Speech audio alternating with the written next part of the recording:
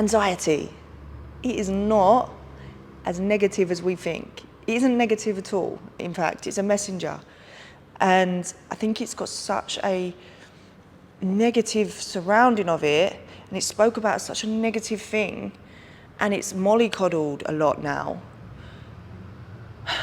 And when I say mollycoddled, what I mean is it's great that this awareness of anxiety's come about, because I think it is rife at the moment, mainly because of all the obstacles and the setbacks and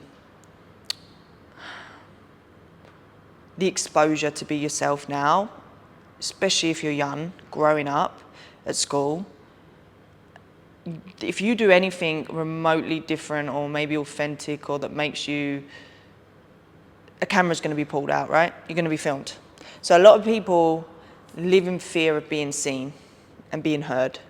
And that is why the anxiety is getting worse.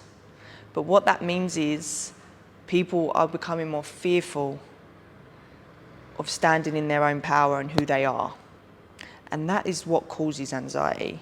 And the reason I say that anxiety is powerful, it comes with so many emotions, so many feelings, so many thoughts that creates this bundle of crazy energy that makes us lose our sense of self, because we get consumed by all these emotions, thoughts, feelings, and we can't get a break, which is what causes the panic attacks, which I started having last year when I stopped unmasking and going and trying to face, and when I started running towards the anxiety rather than away from it, I started having panic attacks. I just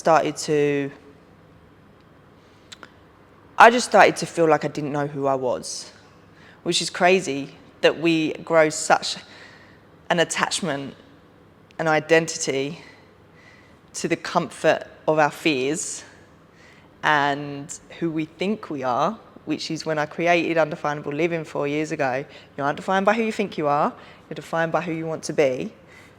I created that slogan because who we think we are can become a comfort blanket.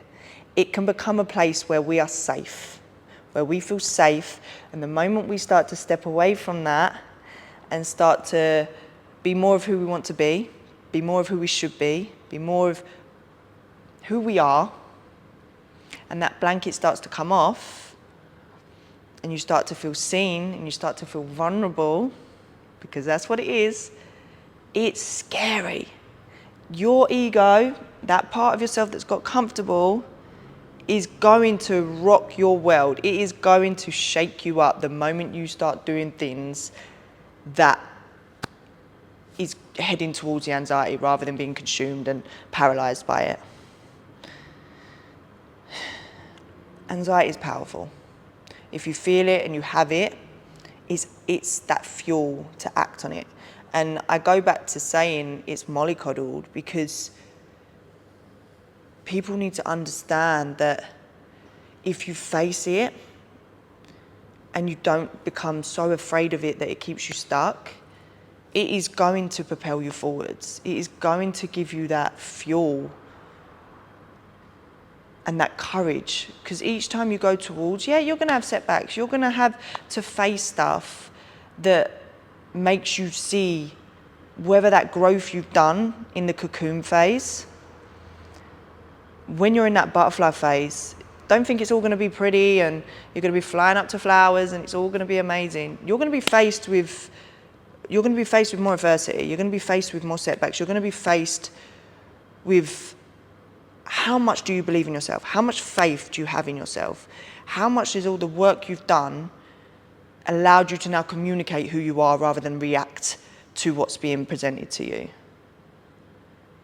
Communication, emotional intelligence, which we're not taught at school, that is the best knowledge, revision and work you will ever do for yourself. Start understanding yourself so that you cannot be used against yourself. Because trust me, when you're going for things and you're deciding to stand in that light, you're deciding to stand out, you're deciding to step into what you want to do and who you want to be, you're going to start having a bit of a glow about you. And people that are entrapped in that fear, people are either going to be inspired by it, or you're going to shine the light on something that's lacking in them. And they're going to want to take that light off them if they're not ready to look in the mirror and process their own shit. So what are they going to do to take that light out? Dim yours, knock you down. And if you ain't ready to stand on your feet, communicate your boundaries, communicate who you are, and stand strong in that,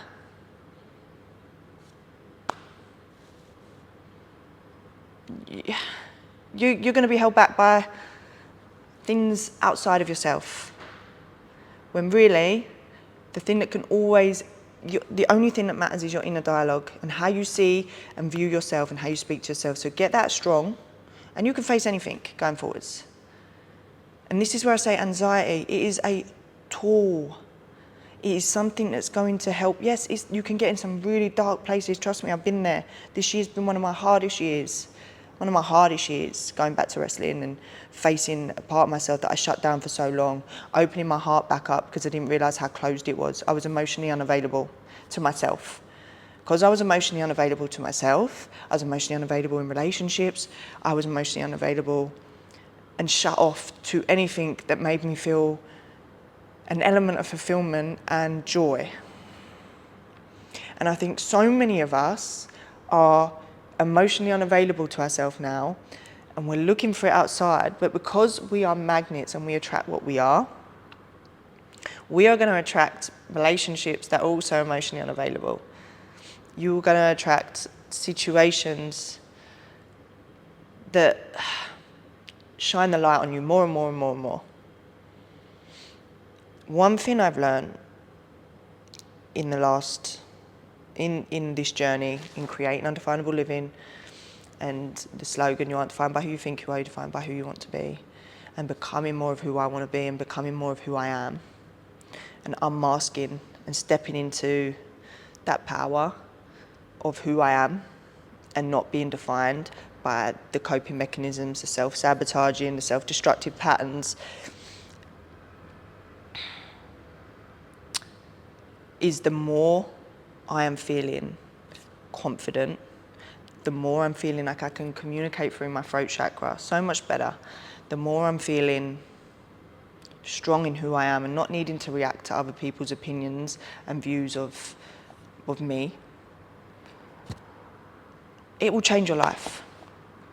Don't see anxiety as something where you need to be medicated. You need to be... Mental health is so vast, and I want to talk about it in a kind of way because it's something that I've learned to do for myself now. Mental health is so important, and that's why I took the time I did out from wrestling. I turned down in 2021, when I got released in 2020. In 2021, I had a WWE tryout for the UK WWE, and I turned it down. And I could say that that's a regret. I could say that maybe my life would be different now, but would it? No, because I weren't strong at that point in time. I couldn't face what is needed to face when you're going after your goals and your dreams. At that moment of time, I had a lot of work to do in myself, and I knew that. I needed a different path for a while, and I took that. I worked in a prison, which built me up, it's built my self-esteem, built me up, got me to hold myself more confidently, because that was tough in itself. I did so much to get back to this point now, and I want to say that journey you take for yourself is one of the most important journeys you will ever take, because you have to know when to say no to opportunities. You have to know what's right and what's wrong, and make the choices based off of the long-term journey, not the short-term results. And that's with everything in life. That's discipline. Anyway, I could go on and on, but see anxiety as fuel. See it as a way to break through, not break down. Anxiety will break you down. Trust me, it will break you down till all the pieces, you don't know where to put them anymore. And you don't know where they go. But the moment you start to allow it to be a breakthrough, those pieces will just start to come together. You won't need to figure out where they go because you're focusing on that breakthrough rather than focusing on how it's breaking you down. Anxiety can give you a breakthrough. It can build you up if you let it. It's growth and it's uncomfortable, but it's powerful. But the fears we don't face define us. So if you want to be undefinable, you got to keep going through the shit that's trying to hold you back. Otherwise you are defined.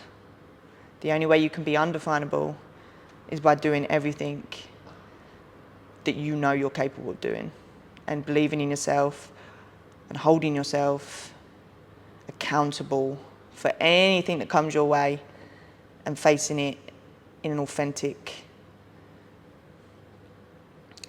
way. You got this.